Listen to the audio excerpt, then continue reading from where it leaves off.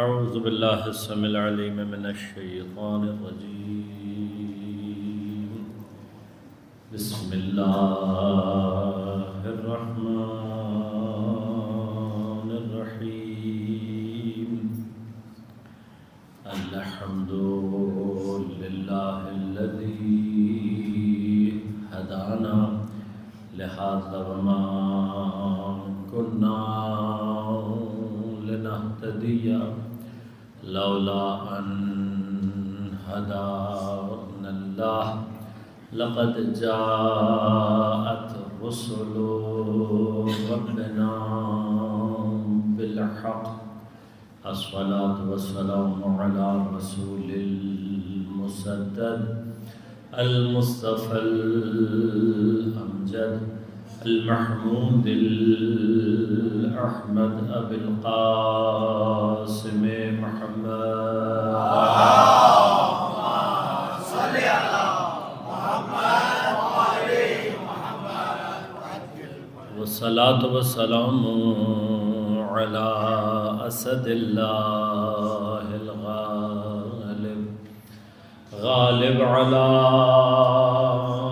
كل غالب علي بن أبي طالب والصلاة والسلام على سيدة المعصومة المظلومة الطاهرة البتول بضعة الرسول فاطمة الزهراء سيدة نساء العالمين اللهم صل على محمد والصلاة والسلام على الحسن المجتبى والحسين المظلوم وأهل بيته الطيبين الطاهرين المعصومين المظلومين المنتجبين المنتخبين لا سيما بقية الله في الأرضين روحي وأرواح العالمين لتراب مقدمه الفداء ولعنة الله على أعدائهم مجمعين أما بعد قال الله تعالى في كتابه الكريم بسم الله الرحمن الرحيم إنما يريد الله ليذهب عنكم الرجس أهل البيت ويطهركم تطهيرا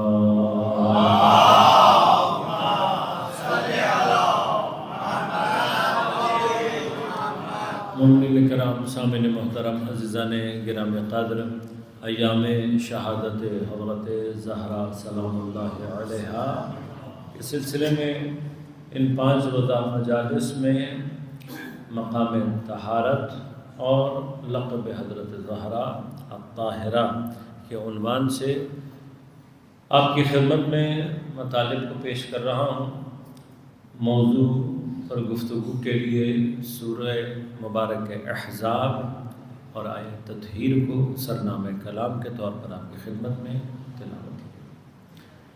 کل آپ کی خدمت میں مقدمتاً یہ بات عرض کی گئی کہ قرآن کریم جن الفاظ کو استعمال کرتا ہے وہاں اس کے ظاہری معنی کے علاوہ ان الفاظ سے ماورا قرآن کریم کچھ حکمتیں رکھتا ہے، کلام الہی کچھ ایسی راز، کچھ ایسے اشارات پنہان رکھتا ہے کہ جب تک انسان تدبر اور تفکر کی راہ کو اختیار نہیں کرتا یہ ہدایت کے چشمے، یہ اشارات کبھی بھی اس کے لیے واضح نہیں ہوتے۔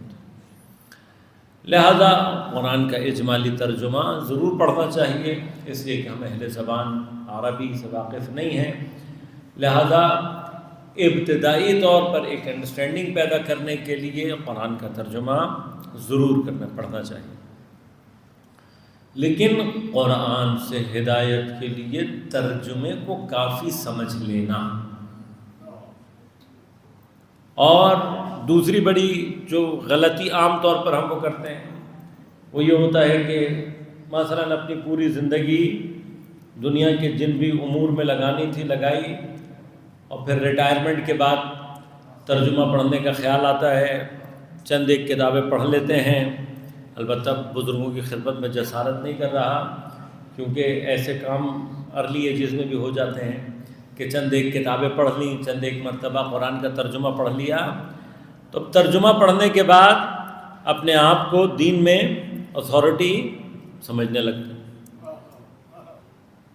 دیکھیے، دین کسی پہ پابندی نہیں لگاتا، ہمارے ہاں تو ویسی کھلی چھٹی ہے، جو جہاں سے آئے جیسا بھی آئے امامہ پہنتا ہے، کام شروع ہو جاتا ہے۔ لیکن عقلی اعتبار سے فہم انسان کا یہ کہتا ہے کہ آپ نے اگر فرض کریں کہ دین میں اگر آپ نے کبھی بھی کسی بھی سٹیج پر آپ سمجھتے ہیں کہ آپ کو علم دین حاصل کرنا چاہیے، دین کا فہم، قرآن و احادیث اور روایات کا فہم حاصل کرنا، دین روکتا نہیں ہے، لیکن جو بھی کرنا چاہتے ہیں پراپر طریقے سے کریں۔ آئیں، آ کر پھر عربی کا مطالعہ کریں، پہلے عربی سیکھیں، پڑھیں۔ صرف لغت عرب، زبان عرب ہی کے 12 علوم ہیں، ان 12 علوموں میں انسان مہارت پیدا کرتا ہے تو قرآن کی وہ ابتدائی فہم اس کو حاصل ہوتا ہے کہ جو مجتہد کے لیے پہلی سیڑھی کہلاتا ہے۔ میدان کھلا ہوا ہے، لیکن ریکوائرمنٹ یا انسان سے جو چیز متوقع ہے صحیح معنی میں وہ یہ ہے کہ آئے اور پھر پراپر طریقے سے، ورنہ دوسرا راستہ یہ ہوتا ہے کہ آپ علماء سے مراجعہ کریں، علماء سے چیزوں کو سمجھنے کی کوشش کریں۔ لیکن ہمارے ہاں متاسفانہ ایک مشکل یہ بھی رہی ہے دوسری جانب سے کہ علماء پبلک ڈیمانڈ کے زیر تحت آ کر مطالب کو سطح پر لے کر جا رہے ہیں کہ جہاں پر اہل بیت اطہار علیہم السلام، قرآن، اقوال معصومین علیہم السلام، دین کی جو خوبصورتی ہے وہ ہم اپنی نسلوں کو منتقل نہیں کر پا رہے۔ ہمارا دین بہت خوبصورت ہے، کب؟ جب ہمیں سمجھ میں آئے گا۔ ہمارا دین واقعاً خوبصورت ہے کب؟ جب وہ ہماری پریکٹیکل لائف کے پریکٹیکل سلوشنز ہمیں دے گا۔ یہ دونوں کام دین اس وقت کرے گا جب ہم دین کو واقعاً سمجھیں گے۔ سمجھنے کی ایک راہ کیا ہے؟ تدبر اور تفکر۔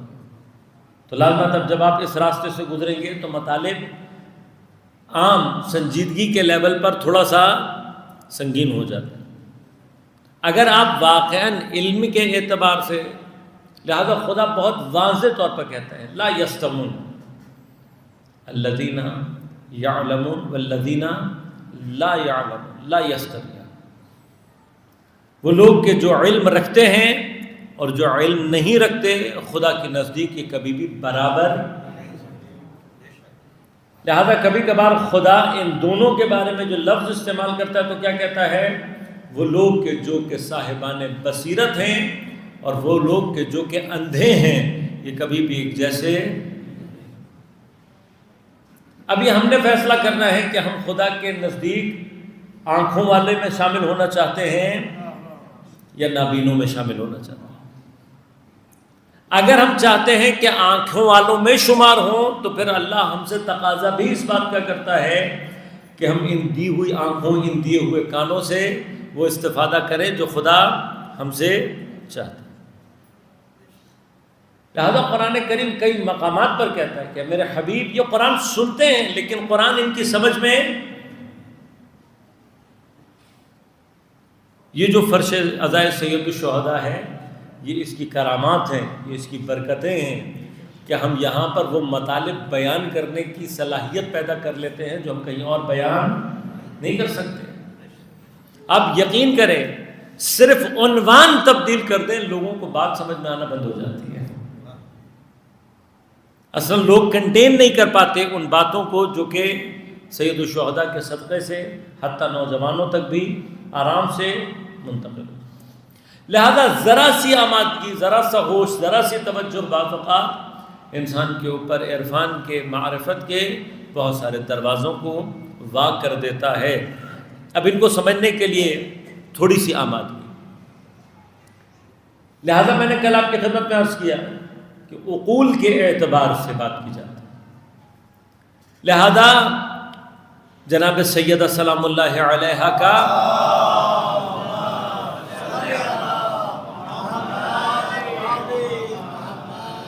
آپ کا جو اسم گرامی ہے فاطمہ سلام اللہ علیہا، جب اس کے حوالے سے بات کی جاتی ہے تو ہمارے پر روایات مختلف ہیں.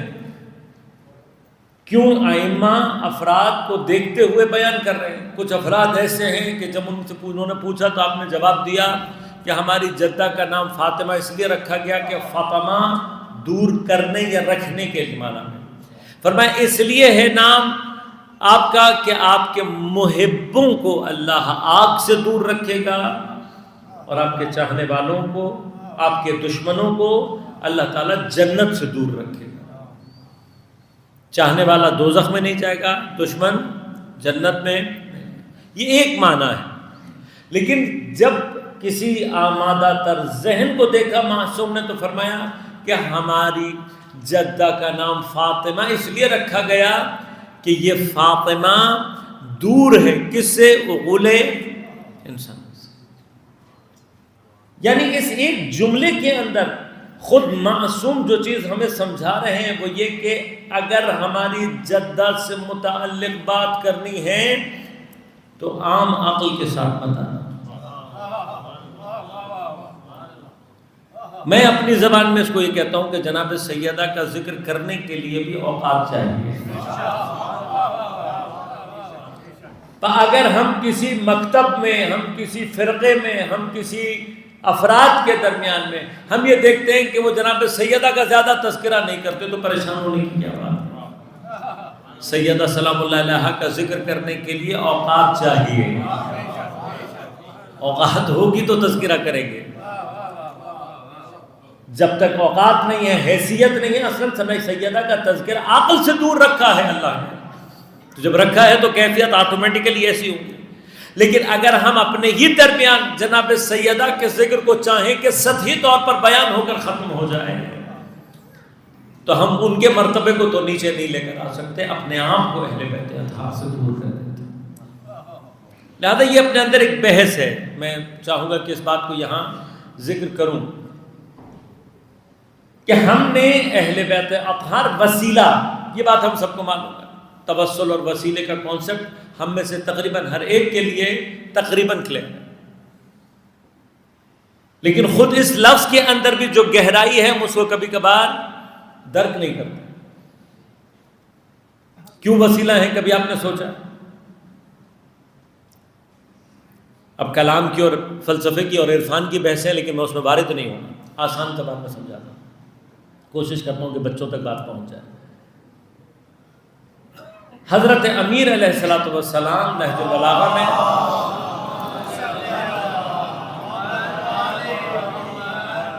حضرت ارشاد فرماتے ہیں کہ کبھی بھی پروردگار سے متعلق اپنے ذہنوں میں کوئی تصور قائم مت ہونے دیں. اب یہ عقائد کی دنیا میں ہمارے اپنے لیے بھی بلیفز کے مرحلے میں یہ بہت بڑی کی ہے. اس کو سمجھیے گا. ہم اکثر یہ غلطیاں کر رہے ہوتے، متوجہ نہیں ہوتے. خدا سے متعلق کوئی تصور اپنے ذہن میں بنانے کی ضرورت نہیں. کیوں؟ حضرت امیر فرماتے ہیں جو بھی تصور تم نے خدا کا اپنے ذہن میں بنا لیا ہے وہ تمہارے ذہن کی مخلوق تو ہو سکتا ہے، تمہارا خالق نہیں ہو سکتا. بس وہ خدا کا تصور ہے. پھر کیا کریں؟ اصل خدا ماورائے عقل ہے. خدا کے متعلق تصور صحیح وہ ہے کہ جہاں کوئی تصور نہ بنے. اگر تصور بن رہا ہے تو غلط راستے پر جا رہے ہیں. اگر کوئی تصور بنانے میں کامیاب نہیں ہو رہے تو یہی صحیح تصور ہے. اس لیے کہ مخلوق کی عقل کی کیفیت یہ ہے کہ وہ کبھی بھی خالق سے آگے جا کر نہیں سوچ سکتی، آگے نہیں نکل سکتی کبھی بھی خالق سے۔ جب خالق سے آگے نہیں نکل سکتی تو خود خالق کو عقل تصور نہیں کر سکتی۔ اب ہمارے ہاں خدا کا تصور کیا ہونا چاہیے؟ مثلا ایک عام ذات ہے جو کہ لامحدود ہے، ایک انفائنائٹ ذات ہے، اور اس کی جتنی صفات ہیں وہ ساری کی ساری کیا ہیں؟ لامحدود۔ اب یاد رکھیے گا، جہاں ذات اور صفت دونوں لامحدود ہو رہی ہوں وہاں ڈویلٹی ختم ہو جاتی ہے، دوئیت ختم ہو جاتی ہے، ثنویت ختم ہو جاتی ہے۔ پھر جو چیز سامنے آتی ہے وہ وحدت محض ہے، وہاں احدیت کا مقام ہے۔ احدیت کہتے ہیں اس اکائی کو کہ جس کے لیے دوسرے کا کوئی تصور ہوتا ہی نہیں ہے۔ اب یہ کب ہوتا ہے؟ یہ ہوتا ہی اس وقت ہے کہ جب ذات اور صفات دونوں ایک ہوں اور دونوں کیا ہوں؟ انفائنائٹ، لامحدود۔ لہذا خدا، ہم جب دوئیت کا تصور کیا ہے؟ میں فرض کرے شخص ہوں، اگر میں علم حاصل کروں گا تو عالم بنوں گا، کبھی کسی مرض میں مبتلا ہو کر یہ علم مجھ سے ختم بھی ہو سکتا ہے، بس علم الگ ہے، میں الگ ہوں۔ یہ دوئیت ہے۔ خدا کے لیے یہ دوئیت تصور کی ہی نہیں جا سکتی۔ خدا عالم نہیں ہے، عین علم ہے۔ خدا قادر نہیں ہے، عین قدرت۔ اب ہم یہ سوچ نہیں سکتے، اس کو بس یہاں تک اتنا سمجھ لینا، یہ فل سٹاپ ہے ہمارا، اس سے آگے جانے کی ضرورت بھی نہیں ہے ہمیں۔ لیکن اب جو ذات بھی لامحدود ہے اور اس کی تمام تر صفات بھی لامحدود ہیں، اس کے اسماء اور صفات کو تجلی دینا مخلوقات کے بس کی بات ہی نہیں ہے۔ اب کیا ہوتا ہے؟ مخلوق اور خالق کے درمیان میں وہ ذات کہ جو کم از کم یہ کیپیسٹی رکھتی ہو کہ اس کے اسماء اور صفات کو اپنے اندر سے تجلی دے سکے،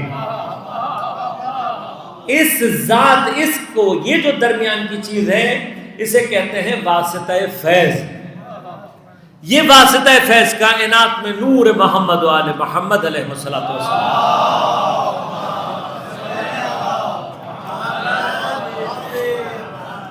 لیکن اب مشکل کیا ہے؟ مشکل یہ کہ خود یہ جو کہ تجلی تام میں اسماء و صفات الہیہ ہیں، یہ بھی اپنے اندر سے دنیا کے اندر کیپیسٹی نہیں ہے تو تمام اسماء اور صفات کو تجلی اس دنیا کی وجہ سے نہیں دے پاتے، ایک مرحلہ۔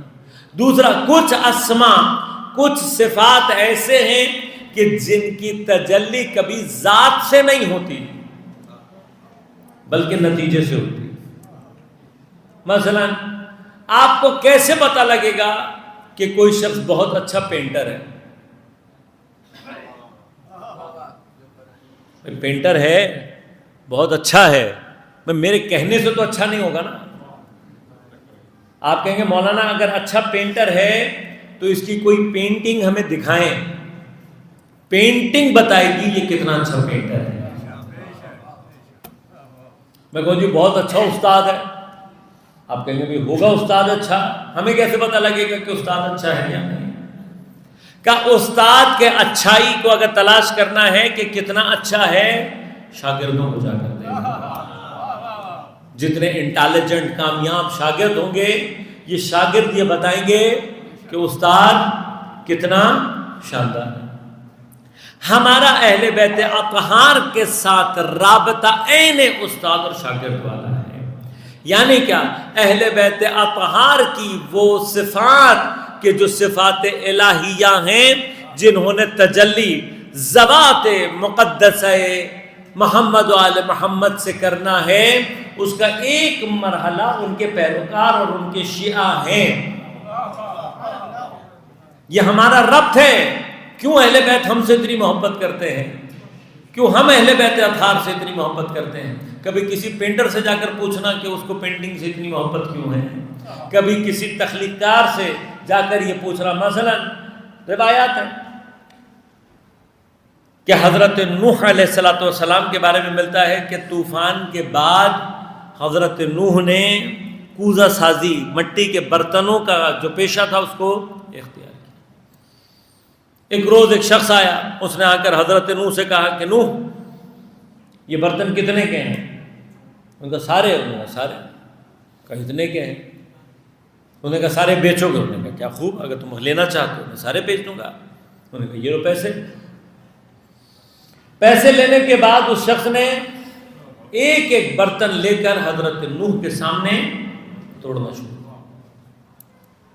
کچھ دیر تو حضرت نوح نے برداشت کیا، پھر سوال کیا کہ بھائی تو توڑ کیوں رہا ہے؟ اس نے کہا یا نبی اللہ اب تو میرا مال ہے، میں توڑوں، رکھوں، استعمال کروں، جو بھی کروں. کہاں صحیح کہہ رہے تو تیرا مال ہے، تو ضائع بھی کرنا چاہے تیرا مسئلہ ذاتی، لیکن اگر ان کو توڑنا بھی چاہتا ہے میری آنکھوں کے سامنے کیوں توڑ رہا ہے؟ کہ یا نبی اللہ اب تو آپ کا مال نہیں ہے. کہا مال نہیں ہے لیکن میں نے اپنے ہاتھوں سے بنایا ہے. اس نے پلٹ کر کہا یا نبی اللہ انسان نہیں ہوں، خدا کی طرف سے بھیجا ہوا فرشتہ ہوں، یہ عمل خدا کے حکم سے کر رہا ہوں. خدا آپ سے صرف یہ پوچھنا چاہتا ہے کہ جو ڈوبے تھے کیا وہ میرے ہاتھ کے بنائے ہوئے میرے بندے نہیں تھے؟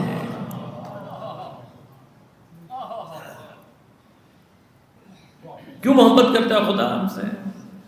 اس لیے کہ ہم ہذہ صورت الانسانیہ کتب اللہ بیدہ، یہ صورت انسانیہ یہ وہ ہے جسے اللہ نے اپنے ہاتھوں سے بنایا.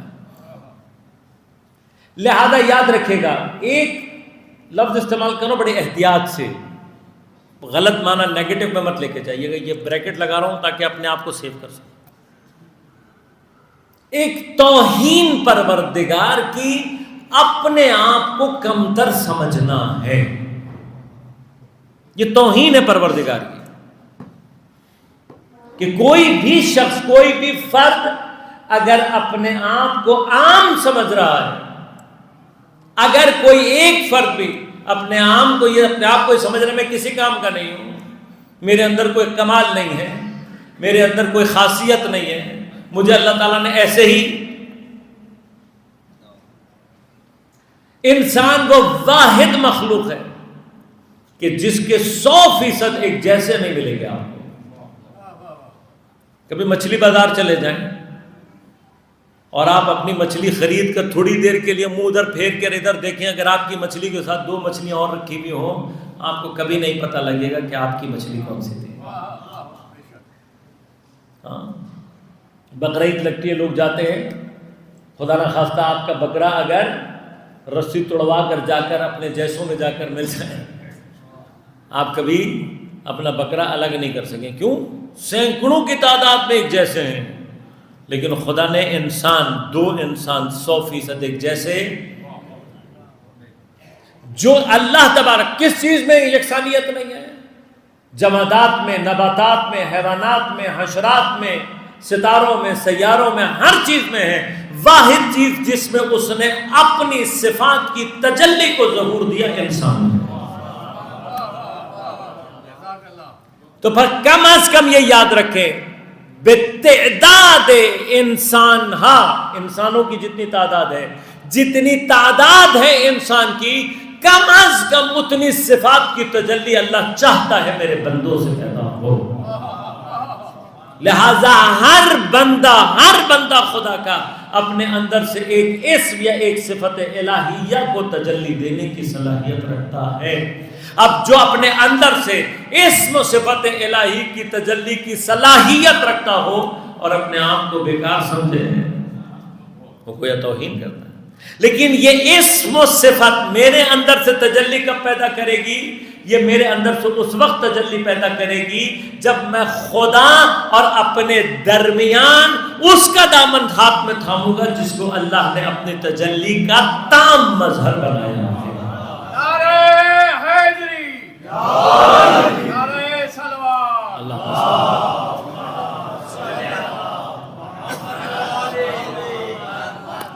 یہ تام مظہر ہے، تام ہے مظہر، لیکن کب ہوں گے؟ خود اہل بیت اطہار کا کمال ظہور کب کرے گا؟ جب ہم چاہیں گے کہ ان کے کمالات ہمارے اندر سے ظہور پیدا کریں۔ لہذا کیا فرمایا؟ کونوا زینا لنا ولا تکونوا شینا علینا، ہمارے لیے باعث زینت بنو، ہمارے لیے باعث شرمندگی کیوں کہا؟ اس لیے کہ اگر ہم اپنے اندر سے اہل بیت اطہار کے قصیدے پڑھنے کے باوجود بھی ان سے کمال کو اخذ کر کے مظہر تام میں الہیہ تک پہنچ کر بھی کسی ایک صفت الہیہ کو اپنے اندر سے تجلی نہیں دے سکتے، تو ہم وہ نکمے شاگرد ہیں کہ جو اپنے نکمے پن کی وجہ سے استاد کی شرمندگی کا باعث بنتا ہے۔ بنیادی طور پر جو توسل کے معنی ہے اہل بیت اطہار سے، وہ توسل کے معنی کیا ہے؟ توسل کے یہ معنی ہے۔ ہم نے توسل کا کیا معنی رکھا ہے؟ ہم نے توسل کا معنی رکھا ہے کہ ہم اہل بیت کے نام پر اللہ تعالیٰ سے سامان منگاتے رہے۔ یا اللہ تجھے واسطہ اہل بیت کا مجھے بچہ دے دے، یا اللہ تجھے واسطہ اہل بیت کا مجھے نوکری دے دے، یا اللہ تجھے واسطہ اہل بیت کا مجھے فلاں دے دے۔ خود آپ نہیں مانگے تو اللہ نہیں دے گا، نہیں دے گا۔ یا من ارجوہ لکل خیر وآمن سخطہ عند کل شر، یا من یعطی الکثیر بالقلیل، یا من یعطی من سألہ، یا من یعطی من لم یسألہ ومن لم یعرفہ تحننا منہ ورحمہ۔ اے وہ جو تھوڑے کے بدلے بھی زیادہ دیتا ہے، اے وہ جو اسے بھی دیتا ہے جو مانگتا ہے، اور اسے بھی دیتا ہے جو نہ تجھ سے مانگتا ہے نہ تجھے پہچانتا ہے۔ اصل پہچانتا نہیں ہے لیکن تحننن منہ ورحمہ، اپنی حنانیت اور اپنی رحمت کی بنا پر، بس تم نہیں مانگو گے تو نہیں دے گا، نہیں دے گا۔ پر دعا کیا ہے؟ دعا بنیادی طور پر حق ہے پروردگار کا ہماری گردن پر۔ کبھی انشاءاللہ دعا موضوع رہے گا تو تفصیل سے عرض کروں گا۔ دعا ہم نے یہ سمجھا کہ دعا کا مانگنا صرف کیا ہے؟ منع اپنے لیے چیزوں کو مانگنا نہیں۔ دعا ہم سے زیادہ، اگر ہم جو دعائے قبیل، دعائے صبا صب، دعائے عرفہ، دعائے ابو حمزہ ثمالی، یہ دعاؤں کا خزینہ رکھنے والی قوم کو اگر دعا کا فلسفہ سمجھ میں نہیں آیا تو پھر ہم سے زیادہ نہ سمجھ شاگرد کوئی نہیں ہو سکتا۔ ہم نے وسیلے کو کس لیے استعمال کیا؟ میں ایک مثال دیتا ہوں بچوں کے لیے، یقیناً بزرگان متوجہ ہیں۔ آپ کو کسی ایک ایسی منزل پر پہنچانے کے لیے گاڑی موجود ہو، کشتی موجود ہو کہ جہاں پر جا کر آپ کو ساری فیسلٹیز، سب کچھ آپ کو ایزیلی ایکسیسیبل، ہر چیز مل جائے آپ کو، آپ گاڑی بھی پہچان جائیں، آپ کو پتہ بھی ہو کہ مجھے مل جائے گا، لیکن آپ کیا کریں؟ اس گاڑی کو استعمال کریں کس لیے؟ یہاں سے پرچی لکھ کر دیں کہ وہاں جاؤ تو وہاں سے سامان میرے لیے یہاں لے کر آ جاؤ، اور ہر مرتبہ گاڑی کو استعمال کریں کس لیے؟ پرچی ڈالیں، وہاں سے سامان گاڑی جب آئے آپ کو دے دیں، جبکہ آپ کے پاس آپشن ہے کہ آپ اپنے آپ کو گاڑی میں سوار کر کے اس منزل تک اپنے آپ کو پہنچا دیں جہاں تک آپ کو پہنچنا چاہیے۔ اب ہم سوار نہیں ہو رہے، ہم نے کس لیے رکھا ہوا گاڑی کو کہ یہ میرا سامان لاتی جاتی رہے، بس اس سے آگے سوار ہونے کی زحمت۔ تو اب نتیجہ کیا نکلے گا؟ گاڑی بھی پتہ ہے، معرفت بھی رکھتے ہیں، ارتباط میں بھی ہیں، لیکن منزل پر نہیں پہنچ پائیں گے۔ اگر منزل پر پہنچنا ہے تو واحد راستہ کیا ہے؟ اس گاڑی میں خود سوار ہو تاکہ وہاں تک پہنچ جاؤ۔ لہذا مجھے نہیں پتا، لیکن جب حضرت پیغمبر اکرم صلی اللہ علیہ وآلہ وسلم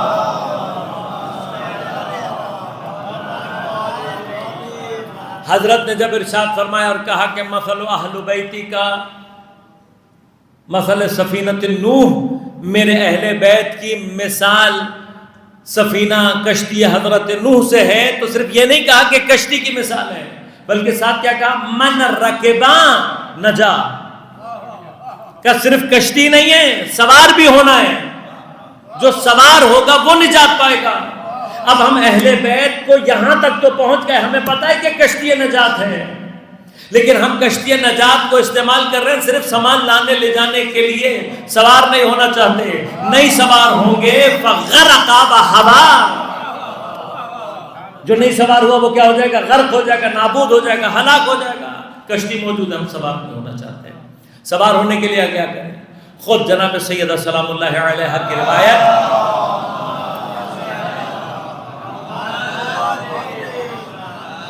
جس کو تفسیر امام عسکری علیہ السلام نے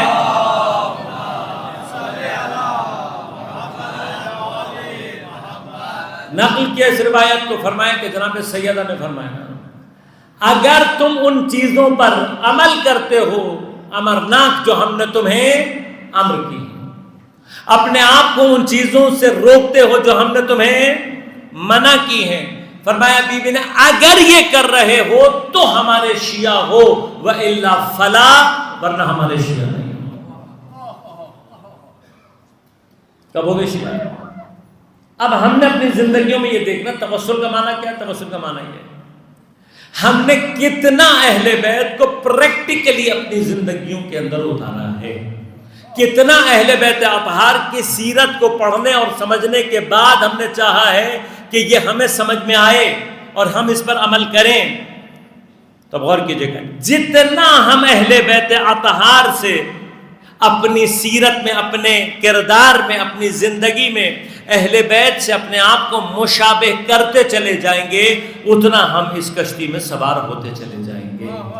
لیکن اگر ہماری زندگیوں سے، ہمارے کردار سے، ہماری سیرت سے مشکلات نہیں ہماری، جناب سیدہ سلام اللہ علیہ کی پوری حیات میں سب سے زیادہ کامن چیز جو ہم کرتے ہیں شباہت میں، وہ کیا ہے؟ انار کھاتے ہیں۔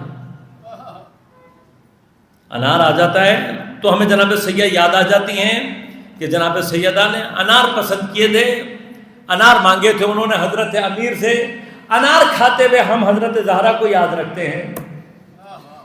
کبھی عبادت کرتے ہوئے جناب سیدہ کو یاد رکھا، کبھی روزہ رکھتے ہوئے جناب سیدہ کو یاد رکھا، کبھی دنیا کے اور مسائل کے سامنے کبھی جناب سیدہ کو، مگر گھر کی سیرت نہیں ہے، مگر اولاد کی تربیت میں جناب سیدہ نہیں ہے۔ کہاں یاد آتی ہے ہمیں شباہت؟ ہم کہاں پیدا کرتے ہیں؟ جب ہم نے انار کھانا۔ البتہ اس وقت بھی حضرت کو یاد کر لینا خالی از فیض و کرم نہیں ہے، لیکن جناب سیدہ کی حیثیت اس سے بہت بلند ہے کہ ہم صرف جناب سیدہ کو انار تک رکھیں۔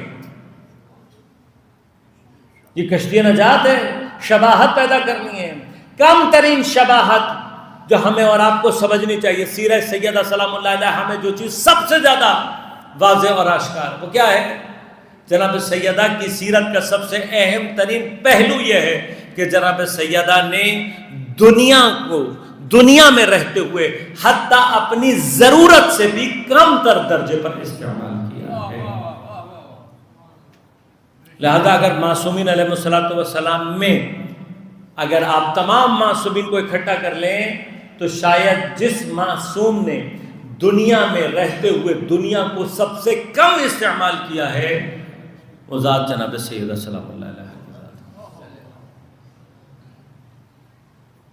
دیکھیے دین ہم سے یہ نہیں کہتا کہ آپ بالکل دنیا کو چھوڑ کر رہبانیت اختیار کریں، ہر چیز کو چھوڑ کر پہاڑوں میں نکل جائیں، نہیں، یہ دین نہیں ہے۔ خود اہل بیت اطہار نے دنیا کی نعمتوں سے استفادہ کیا ہے۔ جو چیز رکاوٹ بنتی ہے وہ کیا ہے کہ ہم دنیا کی ان نعمتوں کو اپنے لیے اس طریقے سے ان کے ساتھ بن جائیں کہ ہم سے چھوڑنا مشکل ہو جائے۔ چھوڑی نہیں جاتی دنیا ہم سے۔ آپ یہ بھی روزمرہ کے مسائل ہیں ہمارے۔ اسرائیل ایک ظالم اور جابر حکومت، زائنسٹ یہودی دنیا کا سب سے بڑا استحصال کرنے والا تھا، ہمیں سب معلوم ہے۔ یہ جو آپ اور ہم اور ہماری آگے کی نسلیں ساری پیپسی پی رہی ہیں، یہ سوائے زہر کے کچھ نہیں ہے۔ لیکن ہم اس قدر ذہنی غلامی اور اس قدر ہم دنیا کے ساتھ چپکے ہوئے ہیں کہ ایک اپنے آپ کو ضرر پہنچانے والی چیز ہم سے چھوڑی نہیں جا رہی. یہ دنیا کی بدترین مثالوں میں سے ایک مثال ہے. وہ چیز جو ہمارے لیے کوئی فائدہ، میں چیلنج کر رہا ہوں آپ کو کہ کولڈ ڈرنکس، یہ جو سافٹ ڈرنک ہیں، ان کا کوئی ایک فائدہ آپ مجھے آ کر بتا دیں. شاید آپ کے گھر کے کموڈ دھلنے سے ایک فائدہ شاید یہ ہو سکتا ہے کہ جو کموڈ صاف نہ ہو رہے ہوں اس کے اوپر پیپسی ڈال کر آدھے گھنٹے کے لیے چھوڑ دیں اور اس کے بعد صاف کریں تو وہ چمک جائے گا. اس کے علاوہ کوئی اگر آپ کے لیے فائدہ آپ کے ذہن میں ہو تو مجھے بتا دیجیے گا.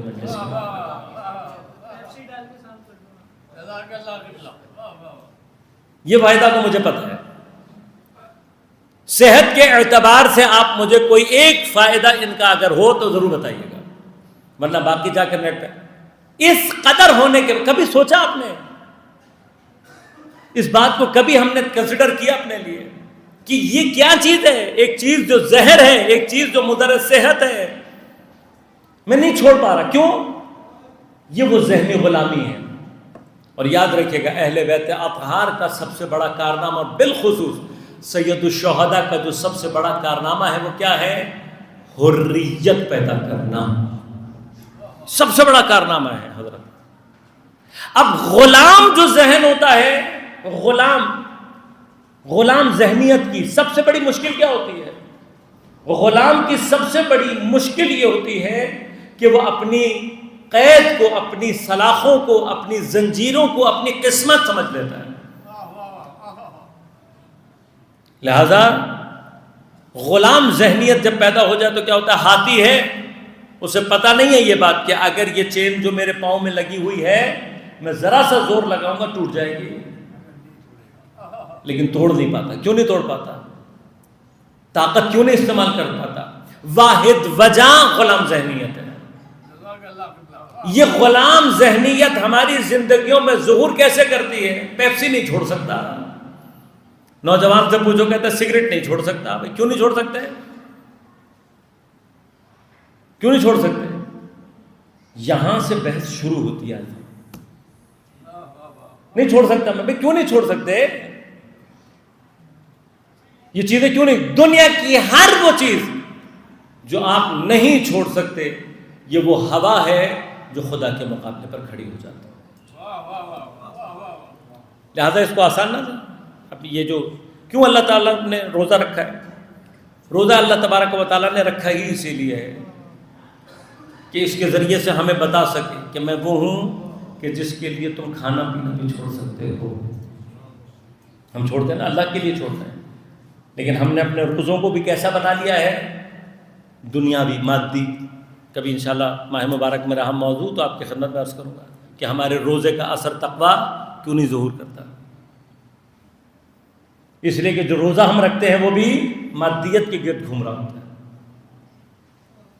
لیکن روزے کے ذریعے اللہ تعالیٰ ہم سے بنیادی ترین ضرورت کھانا پینا چھوڑواتا ہے. کیوں؟ اگر تم خدا کے لیے چھوڑنے کے قابل ہو تو اس کا مطلب ہے قابلیت ہے تمہارے اندر. اب ہوتا کیا؟ غور کیجیے گا. کہیں نہ کہیں اللہ تبارک و تعالیٰ ہمارے لیے یہ امتحان پیدا کرتا ہے اور ہم سے یہ دیکھا جاتا ہے کہ تم یہ چیز چھوڑ سکتے ہو یا نہیں. اگر ہم اس چیز کو چھوڑنے کی صلاحیت رکھتے ہیں خدا کے لیے، اہل بیت کے لیے، تو اس کا مطلب ہم خدا کے بندے ہیں، اہل بیت کے ماننے والے.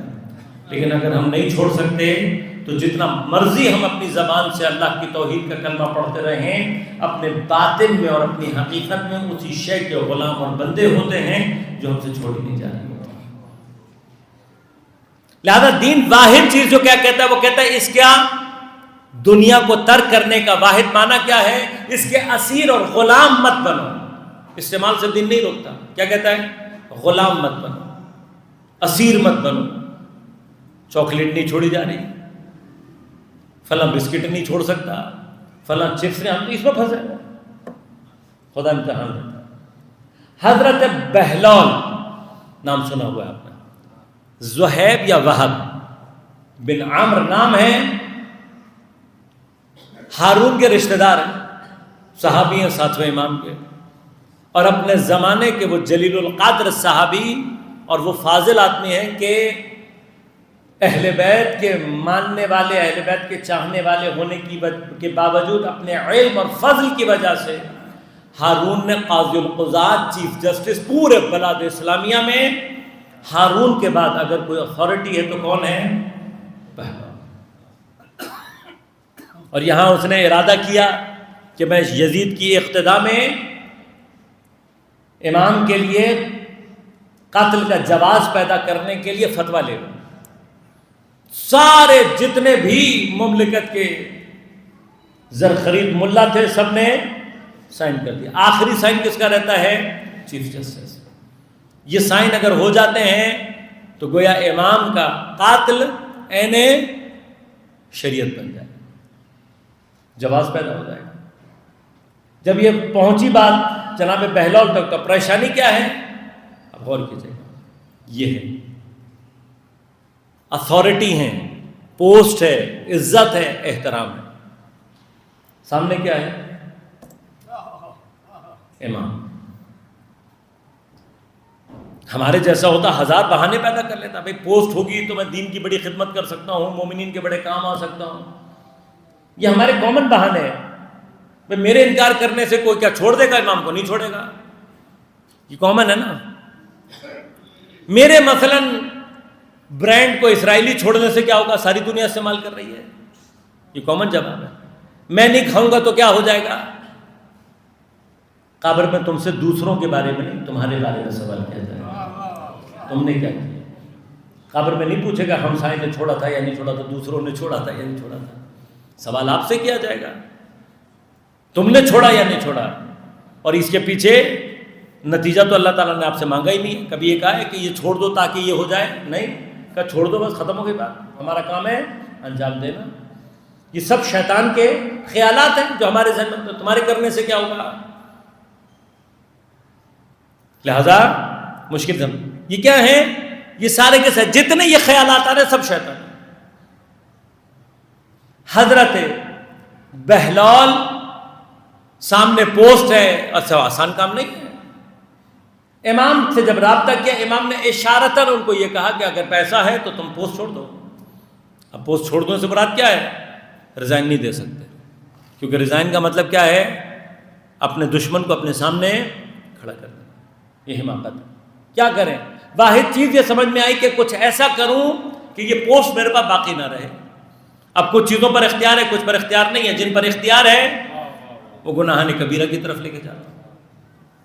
آخری چیز جو بچی تھی وہ کیا تھی کہ عقل کی شرط کو فاقد کروں۔ جب عاقل ہی نہیں رہوں گا تو قضاوت، عدالت سب ختم ہو جائے گی، بحث ختم۔ اب عقل کو کیسے ختم کیا جائے؟ مجھ سے کوئی کہے مولانا صبح امام کی خاطر ڈنڈے کو گھوڑا بنا کر، الٹے کپڑے پہن کر، الٹے جوتے پہن کر، پاگلوں جیسا حلیہ بنا کر گلیوں میں پھرنا ہے۔ لوگ ہاتھ چومتے ہیں، احترام کرتے ہیں، آغا صاحب کہتے ہیں۔ اگر میں امام کی خاطر کسی جگہ پر یہ نہ کر پاؤں تو سمجھ لینا کہ میرا خدا میرا یہی لباس اور یہی پوسٹ ہے۔ چاہے میں ظاہری طور پر کتنا ہی دیندار، کتنا ہی بڑا مولوی، کتنا ہی بڑا نام جو مرضی آپ کہہ لیں، لیکن کیا ہے اندر سے؟ اگر اس کے ساتھ پھنسا ہوا ہوں، یہی میرا خدا ہے۔ اور اللہ ہمیں ہر مقام پر آزما کر دیکھتا ہے۔ کیا دیکھتا ہے؟ کہ میرا بندہ اصل میں کس کا بندہ ہے۔ لہذا اپنی زندگی میں یہ اصول بنائیں کہ دین کے علاوہ بھی عام طور پر بھی جو چیزیں آپ سمجھتے ہیں کہ میں نہیں چھوڑ سکتا، کچھ عرصے کے لیے چھوڑ دیں۔ عام طور پر بھی روٹین استعمال کریں تاکہ آپ کو خود یہ احساس ہو کہ کہیں میں ان چیزوں کا بندہ تو نہیں ہوں۔ اب کیا ہوا؟ جس وقت جناب بہلول نے یہ کام کیا کیا؟ اب چھوٹی قربانی نہیں ہے۔ حضرت بہلول کا سب سے بڑا امتحان یہی تھا۔ کیا کیا انہوں نے اپنی اس پوسٹ، اس مقام، اس مرتبے، اس عزت کو امام کے نام پر قربان کر دیا۔ صبح پاگلوں کو وہی بہلول کہ جس سے ہاتھ ملانے کے لیے لوگ لائن میں کھڑے ہوتے تھے، اب بچے اس کے پیچھے تالیاں بجاتے ہوئے پھر رہے ہیں، پاگل پاگل کہہ رہے ہیں، پتھر مار رہے ہیں۔ ہمارے اور آپ کے حساب سے بڑا نقصان ہو گیا نا۔ ساری پوسٹ، ساری دنیا، ہر چیز ختم ہو گئی۔ لیکن کوئی اہل بیت کے دروازے پر آ کر اپنے آپ کو قربان کرے تو وہ کریم ہے، ایسا نہیں ہے کہ پلٹ کر جواب نہ دیں۔ ہمارے اور آپ کی زندگی کی ساری محنت کس لیے ہے کہ کسی طرح سے ہم جنت چلے جائیں۔ اہل بیت نے بہلول کی شکل میں ہمیں بتایا کہ اگر تم دنیا کو ہمارے نام پر قربان کر دو، ہم تمہیں اس مقام پر پہنچا دیں گے کہ دنیا میں مٹی کا گھروندا جنت کہہ کر بیچو گے، ہم تمہارے نام سے محفوظ کروا دیں گے۔ اتنا اختیار دے دیں گے تم ہمارے لیے ایک مرتبہ یہ بہت چھوٹے امتحان ہیں، بہت چھوٹے امتحان ہیں۔ یہ اس 40 دنوں کے عرصے کے اندر یہ جس صورتحال سے ہم اور آپ اس وقت گزر رہے ہیں، ایک چھوٹا سا تو امتحان ہے۔ ہماری مشکل کیا، ہمیں پتہ بھی ہے کہ یہ دین کے بدترین دشمن ہیں، یہ دنیا میں سب سے زیادہ مینیپولیشن کرنے والے، استحصال کرنے والے لوگ ہیں، لیکن 1000 بہانے ہم نے اپنے لیے رکھے ہوئے ہیں۔ آغا صاحب اس کے بغیر تو گزارا نہیں ہو سکتا، آغا صاحب اس کے بغیر تو ہو نہیں سکتا۔ یعنی یہ کیا، واحد ذات جس کے بغیر دنیا میں کچھ نہیں ہو سکتا، یا خدا کی ذات ہے یا محمد والے محمد کی ذات ہے۔ اب اگر آپ اس کے بعد کسی چیز کے لیے یہ سمجھ رہے ہیں تو بس سمجھ لیں کہ پھر خدا آپ کا خدا نہیں ہے۔ کیوں آخر ہم اس جگہ پہ پھنسے ہوئے ہیں؟ کیوں اگر ہم یہاں پر پھنسے ہوئے ہیں؟ کیا واقعاً اپنی اس فکر کے ساتھ ہم اپنے زمانے کے امام کے لیے آمادہ ہیں؟ امام آ کر ہم سے اگر کہتے ہیں کہ فلاں چیز چھوڑ دو، ہم ہیں؟ یہ چھوٹا سا امتحان ہے جو اس وقت ہمارے اور آپ کے سامنے درپیش ہے۔ لہٰذا جناب سیدہ سلام اللہ علیہا کی اپنی زندگی کے اندر جو سب سے بڑی چیز ہے، یہ کیا کر رہے ہیں اہل بیت؟ یہ ہمیں اور آپ کو یہ بتا رہے ہیں کہ زندگی میں خدا سے اپنے آپ کو اگر باندھنا ہے تو طریقہ کیا ہے؟ بہت ساری چیزیں ہیں ایسی ہے کہ ترک کر کے دیکھو۔ تم دنیا چھوڑ کر خدا کے لیے دیکھو گے، خدا تمہارے وجود سے ان برکتوں کو ظاہر کرے گا جس کا تم نے سوچا بھی نہیں۔ لہذا ایک بڑا عجیب و غریب مقام ہے۔ ہم اور آپ ان باتوں کی طرف متوجہ نہیں ہیں۔ ہم سمجھتے ہیں کہ بولنا نعمت ہے، بات کرنا نعمت ہے، لیکن آپ کو خدمت عرض کروں کہ اس نعمت کو بھی اگر انسان کچھ دیر کے لیے روک لے، انسان کی زبان سے حکمت کے چشمے جاری ہو جاتے ہیں۔ خاموشی ہو سکتے ہیں، خاموش ہیں۔ ہمیں لگتا ہے کہ بہت آسان سی چیز ہوگی، ایک ہفتے خاموش رہ کر دیکھ لیں، ایک ہفتے خاموش ہو کر دیکھ لیں خدا کے لیے۔ ایک ہفتے تک بات نہیں کروں گا کسی سے ضرورت کے علاوہ۔ ایک ہفتے میں آپ کو پتہ لگ جائے گا کہ ہم اپنے زبان کے کتنے اسیر اور کتنے بندے ہیں۔ ایک ہفتے میں معلوم ہو جائے گا۔ اپنے ذات کے اسیر ہیں، اپنے نفس کے اسیر ہیں، اور جو اپنے ذات اور نفس کا اسیر ہو وہ کبھی بھی حسین کا غلام، اہل بیت کا عاشق نہیں ہو سکتا۔ لہذا طہارت کے مرحلے کی ابتدا بنیادی طور پہ، طہارت کیا ہے؟ یہ جو ہم نے طہارت کا بھی ایک تصور بہت بنیادی سا ذہن میں بنایا ہوا ہے کہ طہارت کا معنی کیا ہے؟ کچھ نجاستوں سے اپنے آپ کو دور رکھ لو۔ کون سی نجاستیں؟ صرف فقہی، اور وہ جو نجاستیں میرے روح کو اپنے اندر لی ہوئی ہیں، وہ نجاستیں جو میرے نفس کے اوپر چھائی ہوئی ہیں۔ مگر ہو سکتا ہے، مگر اہل بیت کو ہمارا بدن چاہیے، اہل بیت کو ہمارا بدن نہیں چاہیے، اہل بیت کو ہمارا قلب چاہیے۔ اور اگر یہ قلب نجاستوں سے بھرا ہوا ہو تو پہنچ سکتا ہے اہل بیت تک۔ خدا کیا کہہ رہا ہے؟ میں نے دور رکھا ہوا ہے۔ جب اللہ نے دور رکھا ہوا تو اس کا معنی کیا ہے؟ جب میں یہ قلب نجاستوں سے بھرا ہوا لے کر جاتا ہوں تو یہ کبھی بھی اہل بیت کے نزدیک جا ہی نہیں سکتا۔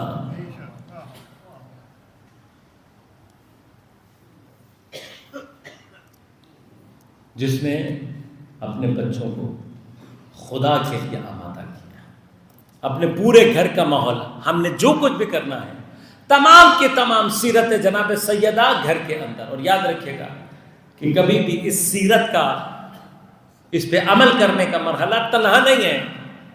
خود جناب سیدہ کی زندگی کا، جناب سیدہ کی سیرت کا ایک اہم ترین پہلو دوسرا کیا ہے کہ سیدہ صرف خود نہیں ہے بلکہ اپنے بچے، اپنے شوہر، اپنے گھر، پورے گھر کو لے کر چل رہے ہیں۔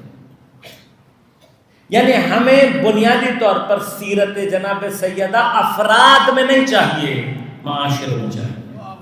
اور معاشرے کی اکائی کا نام اگر گھر ہے تو جب تک ہمارا گھر سیدہ کے گھر سے شباہت پیدا نہیں کرے گا، ہمارے گھر سے سیدہ کے غلام اور کنیزیں پیدا نہیں ہو سکتے. شباہت پیدا کرانا. اب شباہت کا مطلب یہ نہیں ہے کہ آپ اپنے گھر میں چکی لے کر آ جائیں. شباہت کا مطلب یہ نہیں ہے کہ آپ اپنے گھر کے بستر اٹھا کر باہر پھینک دیں. شباہت کا معنی کیا ہے؟ سیدہ کے گھر کی جو سب سے اہم ترین تجلی ہے وہ کیا؟ کہ جو کچھ بھی ہے وہ خدا کی رضا کے لیے، اپنی ذات کے لیے نہیں.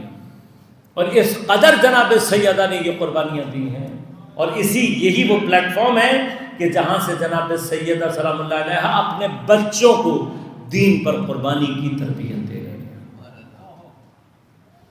لہذا عرفاء علماء یہ فرماتے ہیں کہ کربلا گویا تربیت کی تجلی ہے جناب سیدہ. لہذا کربلا میں جو سخت ترین مراحل ہیں ان میں سے وہ مراحل ہیں کہ جو شہادت حضرت سید الشہداء کے بعد شروع ہوئے. کیونکہ شہادتوں کا مرحلہ یقیناً اپنی جگہ سنگین ہے، لیکن شہادت کے بعد کسی مظلوم کے بدن سے کپڑوں کا اتار لینا، سامان کو لوٹنے کے لیے اعضاء کو مقطوع کر دینا، سر اقدس کو کاٹ کر لے جانا،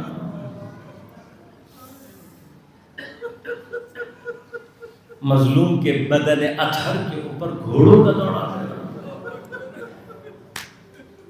اور پھر اس سے زیادہ مرحلہ سخت کیا ہے کہ نبی کی بیٹیوں کے خیموں کو آگ لگا دینا. خیمہ آگ سے بھڑکا ہوا ہے، آگ کی شدت اتنی ہے. حمید بن مسلم کہتا ہے کہ میں دیکھ رہا ہوں کوئی جلیلہ، کوئی مقدرہ جانا چاہتی ہے، لیکن آگ کی شدت اسے مجبور کرتی ہے پیچھے آتی ہے، پھر آگے جاتی ہے، پھر پیچھے آتی ہے. میں نے ایک دفعہ پوچھ لیا، بی بی تیرا ایسا کیا قیمتی سامان رکھا ہے کہ جس کے لیے تو اپنے آپ کو جلانا چاہتی ہے؟ جواب نہیں دیا. ایک مرتبہ خود کو آگ میں ڈال دیا، جب کچھ دیر کے بعد آئی ہے تو دیکھا پشت پر بیمار ہے. بی بی آگ سے مقابلہ کرنا کہاں سے سیکھا؟ تو شاید سیدہ یہی جواب دیں گی، سب سے پہلے اپنی ماں کو دیکھا ہے چلتے ہوئے دروازے پر کھڑی ہوئی ہے. کیا کہہ رہی ہے؟ کہ میں ہوں دروازے کے پیچھے سیدہ بنت مصطفیٰ. آج جواب بولنا ہے بہن ہوا کرے، اگر تم نے علی کو نہ نکالا ہم دروازہ توڑ دیں گے. جب دروازہ توڑنے کی کوشش کی، راوی کی روایت کہتی ہے کہ دروازے کے پٹوں کو بی بی نے اپنے ہاتھوں سے تھام لیا، اس طرح سے کہ جناب کی انگلیاں باہر کی جانب ظاہر ہو رہی تھیں. ملعون نے اپنے تازیانے سے اتنی ضربتیں لگائی کہ بالآخر سیدہ نے دروازہ چھوڑا. ہاتھوں سے چھوڑا ہے، دروازے کو نہیں چھوڑا، بلکہ اپنے آپ کو دروازے سے لگا کر کھڑا کر دیا. بہت لاتے مارنے سے، بڑا زور لگانے سے بھی جب دروازہ نہیں کھلا تو بس ایک مرتبہ حکم دیا، آگ کو لا کر، لکڑیوں کو لا کر دروازے کو آگ لگا دی. عزیزوں آسان بات نہیں ہے یہ سننا کہ کوئی جلتے ہوئے دروازے کو بھی نہ چھوڑ رہا ہو. دروازے کو آگ لگی ہوئی ہے، لیکن سیدہ نے دروازہ چھوڑا نہیں ہے. لیکن جب آگ نے دروازے کو ایک مرتبہ پوری طرح سے اپنی لپیٹ میں لیا تو یہ دروازہ، اس کے قبضے بھی جل چکے تھے. اور اس بدترین آگ کے باوجود بھی جب سیدہ دروازہ نہیں چھوڑ رہی تھی تو پھر اس بات نے ظالم کو اتنا غضبناک کیا کہ آگے بڑھ کر ایک شدید ٹھوکر دوبارہ دروازے کو لگائی. لیکن اب جب دروازے کو ٹھوکر لگی ہے تو قبضے جل چکے تھے. جلے ہوئے قبضے ایک مرتبہ دروازے سے چوکھٹ سے جدا ہوئے. دروازہ جب اکھڑا ہے تو سیدہ کے قدم اکھڑ گئے. سیدہ جلتے ہوئے دروازے اور دیوار کے درمیان آ گئی. ارے تب بھی جب سیدہ نے راستہ نہ چھوڑا، ایک مرتبہ پوچھتے در ایسی ضربت لگائی، سیدہ کا پہلو شکستہ.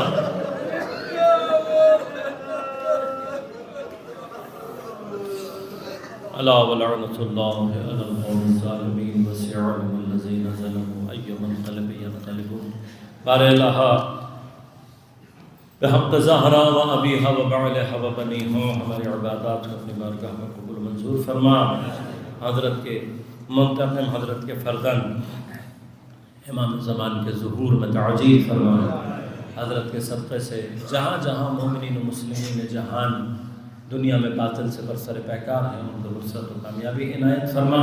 بالخصوص غزہ اور فلسطین کے مسلمانوں کو نصرت و کامیابی عنایت فرما. دین دشمن اہل بیت دشمن قوتوں کو بالخصوص اسرائیل اور اس کے تمام حامیوں کو نیست و نابود فرما. بار الہ تمام مومنین تمام علماء و معجزان کو اپنے حفظ و امان میں رکھ. مومنین کی پریشانیوں کو دور فرما. مشکلات کو آسان فرما. بیماروں کو صحت کامل عاجل عنایت فرما.